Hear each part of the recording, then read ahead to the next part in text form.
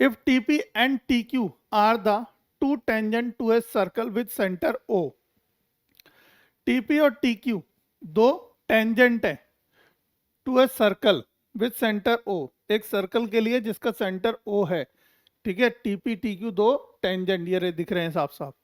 Angle POQ, angle POQ 110 degree का है, ठीक है।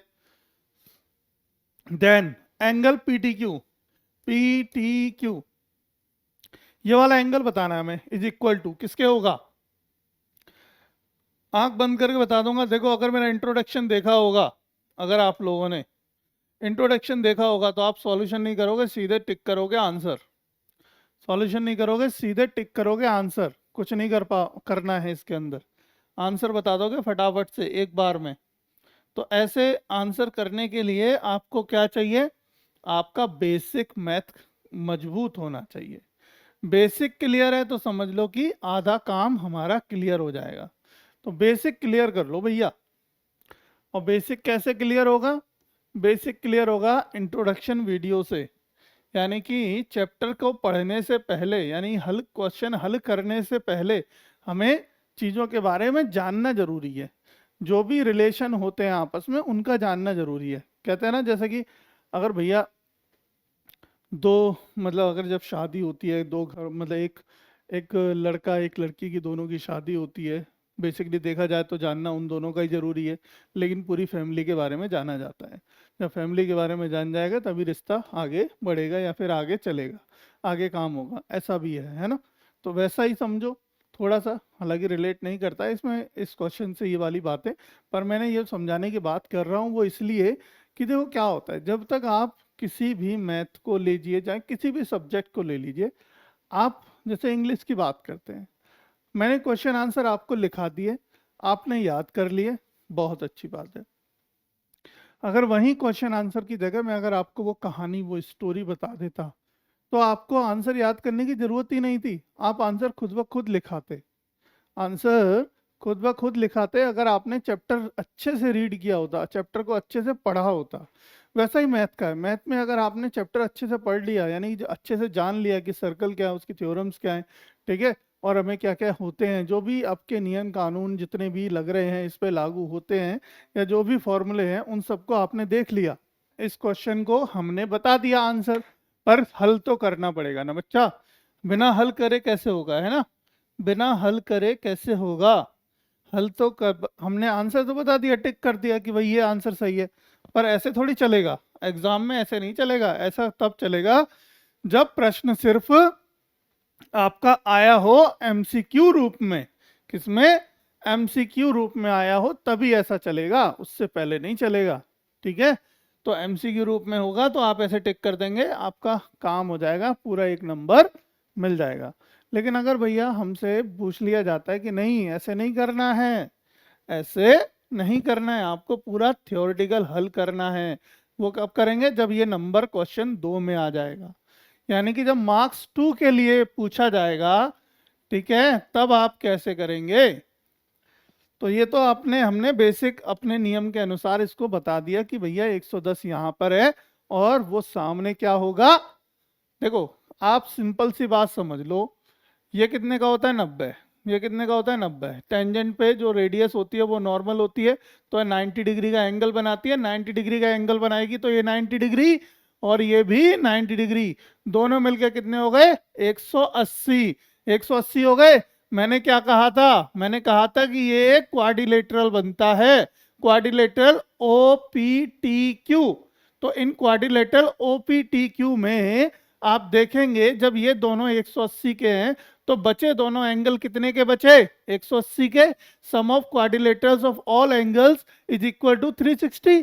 भाई 360 के बराबर ही तो होता है, तो ये दोनों 180 हो गए, तो 180 तो बचे, ये दोनों 180 बचे, तो 110 ये दे रखा है, तो बाकी शेष कितने का बचा, बाकी शेष 70 ही तो बचा भैया। कितना बचा, 70। अब चलो आपको करने की इच्छा है तो करके भी दिखा देते हैं। तो एक तो आप सीधे लिख के आ सकते हो, वी नो सम, या we know angle, angle POQ plus angle P T Q is equal to होता है 180। एंगल पी ओ क्यू दिया है 110 डिग्री, तो plus angle P T Q बराबर 180। तो एंगल पी टी क्यू बराबर 180 माइनस 110 डिग्री, तो कितना आ गया? एंगल पी टी क्यू बराबर आ गया 70 डिग्री। बोलो हाँ या ना? Yes sir. तो 70 is the right answer, option number B. तो ऑप्शन बी हो गया। एक हल करने का तरीका हो गया ये, ठीक है। एक और तरीका मैं बता देता हूं। एक तरीका ये भी कह सकते हो कि देखो, सिंस, चूंकि आप लिखेंगे सिंस ओपी, ओपी परपेंडिकुलर है किस पे? पीटी पे, एंड ओ क्यू परपेंडिकुलर है किस पे? टी क्यू पे, ठीक है। देयरफॉर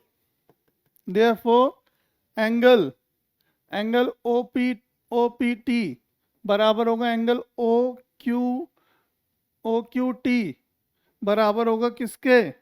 बराबर होगा 90 डिग्री के। दोनों 90 डिग्री के बराबर होंगे। तो इन क्वाड्रिलेटरल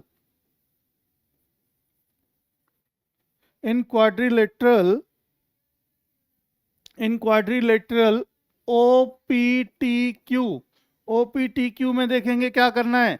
इन क्वाड्रिलेटरल ओपीटीक्यू में sum of all the angle of quadrilateral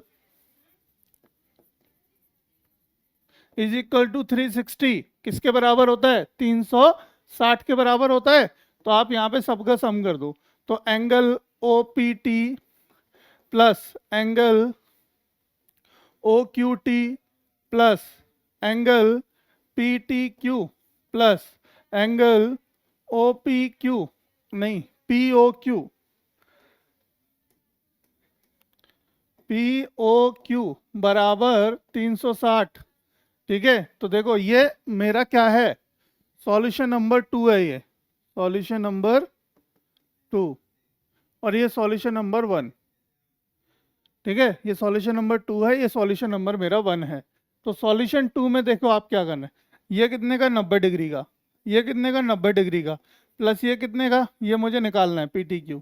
plus ये कितने का है? ये मेरा कितने का? 110, 110 बराबर 360। तो ये कितना हो गया? 180, 180 प्लस 110 कितने हो गए? 290, 290 बराबर 360, ठीक है। प्लस ये कौन सा? Angle P T Q, P T Q. तो एंगल पी टी क्यू बराबर कितना हो गया? 360 माइनस 290, और ये किसके बराबर हो गया हमारा? 70 के बराबर हो गया। कितने? 70 के। माइनस करोगे तो 70 हो गया। तो एंगल पी टी क्यू निकल आया बेटा 70। ये देखो, एक तरीका ये है करने का, एक तरीका ये है करने का। आप जैसा अब आपको सूट करे, जैसा आपको समझ आए वैसे करे आना, कोई दिक्कत नहीं है, कोई दिक्कत नहीं है। आंसर दोनों से आ जाएगा, दोनों से सही आएगा। अब आप कैसे करे आना, देखो वो मैंने शॉर्ट तरीका बता दिया, ये थोड़ा सा और बता दिया। जब नंबर ज़्यादा में आए तो ऐसे लिख देना, है ना, ताकि एग्जामिनर को समझ में आए कि हाँ भैया बच्चे को आता है, बच्चा एकदम सही किया है उसने हल, कोई गलती नहीं है, ठीक है।